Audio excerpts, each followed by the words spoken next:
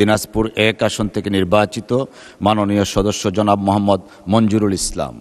ধন্যবাদ। বিসমিল্লাহির রহমানির রহিম। মাননীয় স্পিকার, আপনাকে ধন্যবাদ। আমার নির্বাচনী এলাকা ৬ দিনাজপুর ১, বীরগঞ্জ ও কাহারোল উপজেলা নিয়ে গঠিত। আমার নির্বাচনী এলাকা কৃষিপ্রধান এলাকা। এখানে প্রচুর শস্য উৎপাদন হয়।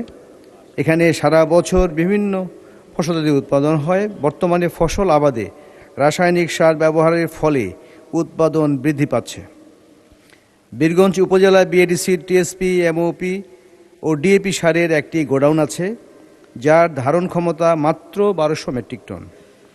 এই গোডাউন থেকে বীরগঞ্জ, খানসামা, কাহারোল, ঠাকুরগাঁও সদর এবং পীরগঞ্জ উপজেলায় ডিলারদের সার সরবরাহ করা হয়। কিন্তু ধারণ ক্ষমতা কম হয় কৃষকদের চাহিদার পুরো সার সরবরাহ করা সম্ভব হয় না।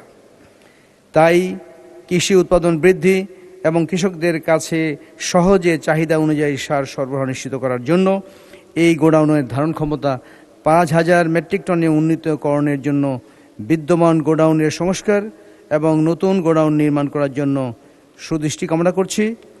এবং আমি এ বিষয়ে মাননীয় কৃষিমন্ত্রীর আমি সুদৃষ্টি কামনা করছি। এটা একটি জনগুরুত্বসম্পন্ন বিষয়, এটা যেন পালন করা হয় এবং এই দাবি যেন পূরণ করা হয়। আপনাকে ধন্যবাদ মাননীয় স্পিকার। ধন্যবাদ মাননীয় সদস্য।